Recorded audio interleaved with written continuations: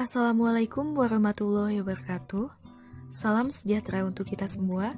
Perkenalkan, saya Gita Amelia Nurfadilah dengan nomor induk mahasiswa 2000924 dari Prodi Pendidikan Bahasa Jepang, Universitas Pendidikan Indonesia.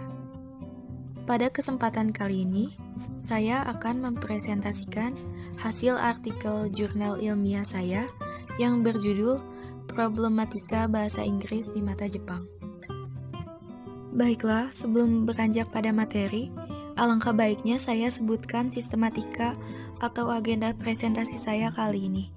Yang pertama adalah abstrak, yang kedua pendahuluan, yang ketiga metode penelitian, yang keempat hasil dan pembahasan, dan yang terakhir adalah kesimpulan. Penelitian ini dilatar belakangi oleh banyaknya penolakan dari masyarakat untuk mempelajari bahasa Jepang. Adapun faktor-faktor yang mempengaruhi kesulitan tersebut, seperti teringatnya kembali terhadap masa isolasi atau sakoku ketika zaman Edo, terbentur masalah prinsip, metode belajar yang keliru, wasai eiko, serta pernyataan tidak diperlukannya bahasa Inggris dalam kehidupan, mendorong masyarakat Jepang untuk semakin tertutup terhadap era globalisasi yang mengharuskan mereka untuk mempelajari bahasa Inggris. Kesempatan untuk berkomunikasi secara internasional semakin terbuka semenjak pesatnya kemajuan ilmu pengetahuan dan teknologi.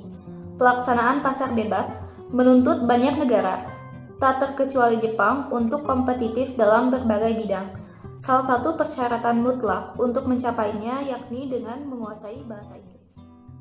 Bahasa merupakan perangkat komunikasi utama di sepenjuru dunia. Kerab dan Shire 2006 pernah mengemukakan bahwa bahasa merupakan suatu sistem lambang berupa bunyi, bersifat arbitrer, digunakan masyarakat untuk bertutur, bekerja, berkomunikasi, dan untuk mengidentifikasi diri. Kemampuan berbahasa Inggris wajib dikuasai jikalau kita ingin menjadi masyarakat global maupun bersaing dalam skala internasional. Sebelum menjadi masyarakat industri terkemuka yang paling berpengaruh, Jepang memiliki sejarah sebagai bangsa yang terisolasi. Politik isolasi atau sakoku menurut Halsey 1992 adalah sebuah cara yang dilakukan oleh suatu negara untuk menutup diri dan tidak berusaha untuk menarik perhatian luar demi melindungi kepentingan negaranya. Sakoku, yang berarti negara terkunci atau negara terantai, merupakan kebijakan luar negeri Jepang yang mengatur bahwa orang asing dilarang memasuki Jepang maupun warga Jepang sendiri tidak diizinkan untuk keluar dari negaranya atau meninggalkan negaranya dengan ancaman hukuman mati. Kebijakan tersebut ditetapkan ketika Keshogunan atau kepemerintahan Jenderal Tokugawa berada di bawah pimpinan Tokugawa Iemitsu melalui sejumlah dekret yang dikeluarkan pada periode 1633 hingga 1639. Keberlangsungan restorasi Meiji beberapa dekade kemudian membuka jalan bagi modernisasi dan merupakan peristiwa penting dalam perkembangan sejarah Jepang.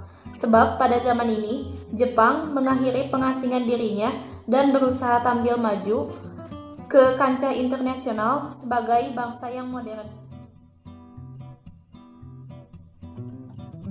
Metode yang digunakan dalam penelitian ini adalah metode deskriptif.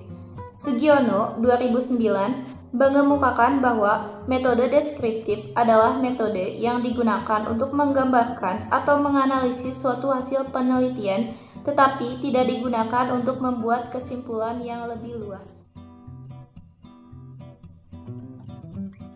Dalam pembelajaran bahasa Inggris, sekolah-sekolah Jepang mayoritas berfokus pada membaca dan menulis.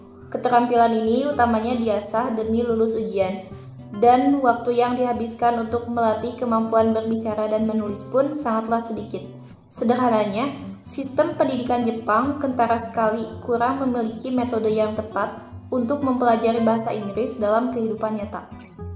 Di sekolah-sekolah Jepang, murid belajar untuk menjadi bagian dari suatu kelompok dan pentingnya bergerak bersama kelompok tersebut. Secara umum pula, orang Jepang terbiasa untuk bersikap tidak mencolok pada lingkungannya. Banyak anak tumbuh dengan mentalitas ini dari pendidikan mereka hingga dewasa. Itulah mengapa banyak orang menahan diri untuk tidak berbicara dan menjawab pertanyaan di depan kelas.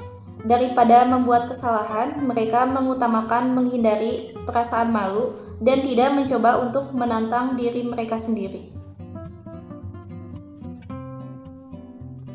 Eigo atau kata-kata bahasa Inggris buatan Jepang juga merupakan faktor lain yang menghambat peningkatan bahasa Inggris orang Jepang. Kata itu tidak ada dalam bahasa Inggris, tetapi dibuat dengan menggabungkan kata-kata bahasa Inggris untuk mencocokkan kebutuhan orang Jepang.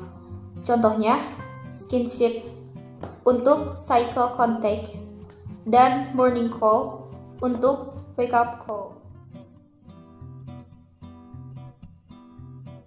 Saat ini, menurut analisis Eric Margolis dari Foreign Policy, Jepang terperangkap di antara kepercayaan akan pentingnya bahasa dan budaya sendiri dengan kebutuhan untuk hidup di era yang sudah terglobalisasi, di mana bahasa Inggris menjadi hak istimewa ekonomi dan asosiasi status. Itu wilayah seperti Kanto dan wilayah Kansai yang berpenduduk tinggi memiliki persentase kunjungan wisatawan asing yang relatif tinggi, lengkap dengan penutur asli dan terjemahan bahasa Inggrisnya dibandingkan dengan tempat lain di Jepang. Inilah mengapa mayoritas orang Jepang menganggap tidak memerlukan bahasa Inggris dalam kehidupan sehari-hari. Walaupun beberapa abad berlangsung semenjak masa isolasi atau sakoku, Jepang masih kesulitan dalam menguasai bahasa Inggris. Kendatipun dewasa ini, beberapa sekolah memberlakukan latihan interaktif menggunakan bahasa Inggris. Mereka, guru dan murid-muridnya melewatkan proses memperoleh keterampilan melalui kegagalan yang merupakan prinsip dalam mempelajari sesuatu. Alhamdulillah, kita sudah sampai pada penghujung presentasi. Terima kasih atas perhatiannya. Mohon maaf apabila ada salah kata dan perbuatan. Wassalamualaikum warahmatullahi wabarakatuh.